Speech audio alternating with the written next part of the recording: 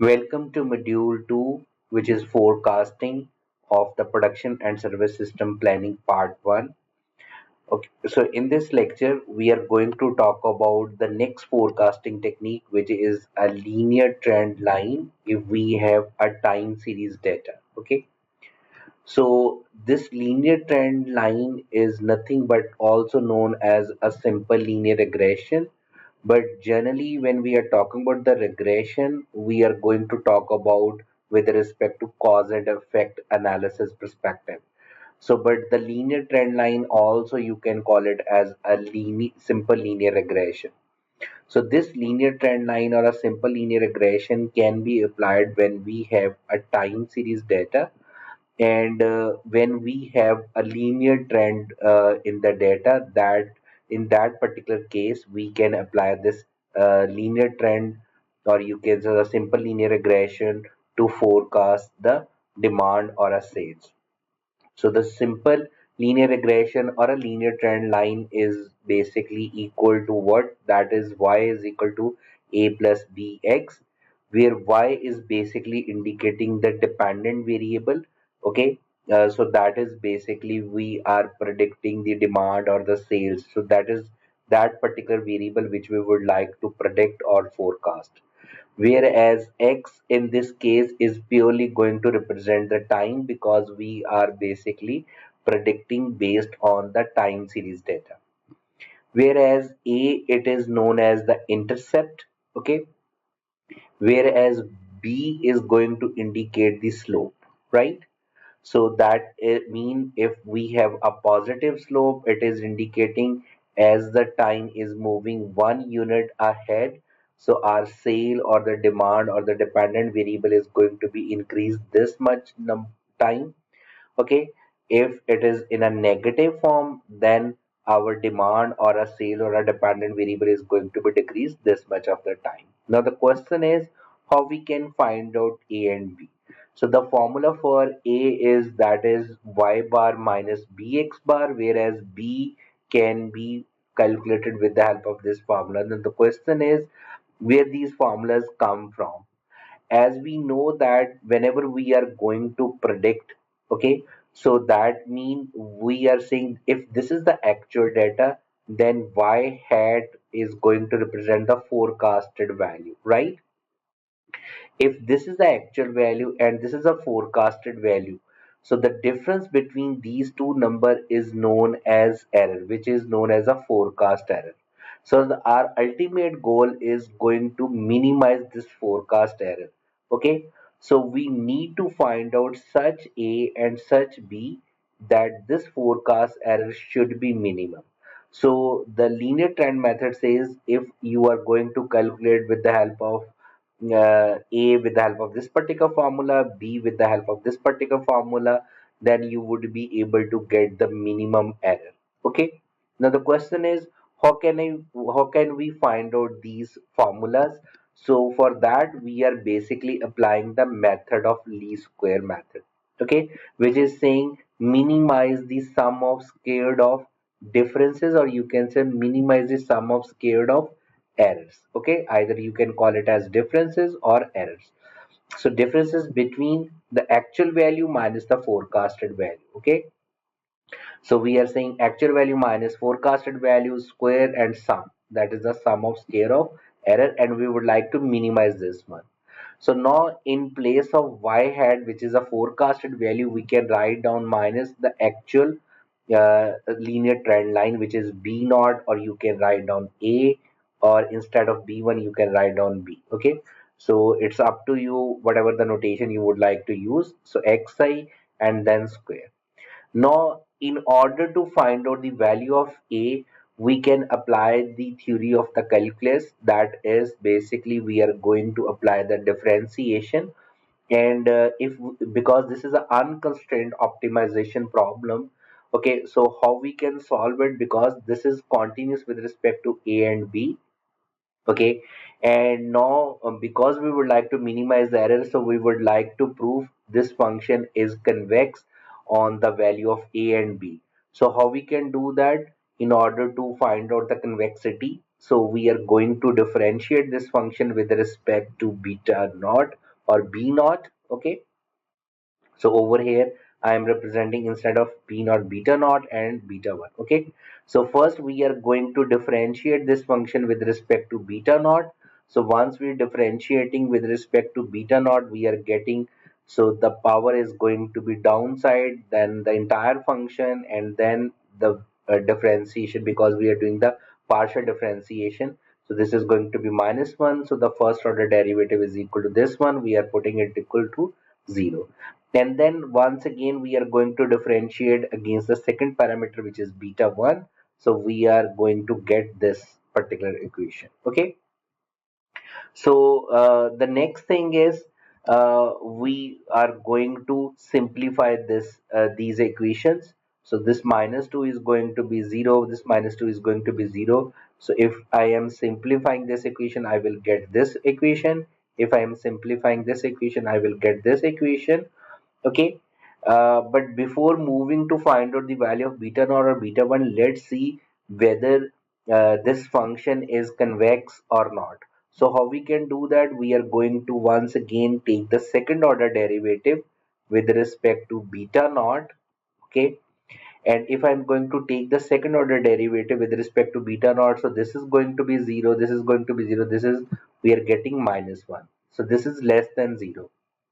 Okay, so same is the case over here. If I'm going to take the second order derivative with respect to beta 1, we are going to get minus xi square. Okay, these are going to be 0, so this is minus xi square, which is also a negative value.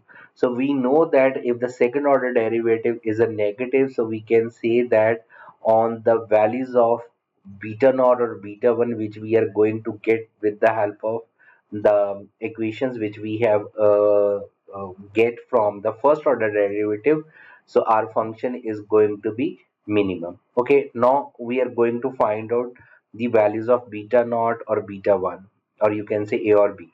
So with the help of this first equation, can I divide this entire equation with n? So if I'm going to divide this n divided by n divided by n, so n is going to be cancelled out. So beta naught is going to be summation yi over n minus beta 1 summation xi over n. Okay, so this is y bar minus beta 1 x bar, or you can say that, so this, instead of using beta naught, if I'm saying beta, and instead of beta 1 hat, I can use b. So here we have the formula which we have seen, that the a formula is y bar minus bx bar. Now, if I'm going to put this answer of y is equal to b y bar minus bx bar over here, okay? So, and then if I'm going to simplify and find out the value of beta 1, so ultimately I'm going to get this value. Okay, so there is a number of way to write down this formula. So one of the way is we can find out the b with the help of this particular formula, which you can get from the second equation after putting the values of beta naught over here. Okay, and then you can simplify. So I hope you got the idea how we can find out the optimum values of a and b, or you can say beta naught and beta 1. So once we find out that, now, if I would like to apply on the time series data, so if we have the data in months, so remember that we need the data in a numerical form. So that's why I'm writing down month is equal to 1, February representing 2, March is 3, and up to 12. Okay, and this is the actual demand. So we know that based on the formula of A and B, so I need x square, I need xy, okay, and I need a y bar and x bar. So for that, basically I am doing this manual calculation with the help of this Excel. So I have written down the months in numeric form, actual data, and then I'm calculating x square. So how we can do that? Simply equal this 1 square, okay, or you can say a2 square, and I can drag and drop. Okay, and then now I am calculating x and y, so which is basically this a2 and b2 value. Okay, and then we are multiplying this one, and then I am simply taking the sum of this entire column. Okay, and then we can uh, do the sum, apply this sum formula for y as well as x square as well as xy. And similarly, in order to calculate x bar, because we have the formula of x bar and y bar in our formula, so how we can do that? Simply taking the average of the first column as well as taking the average of the second column in order to calculate y bar.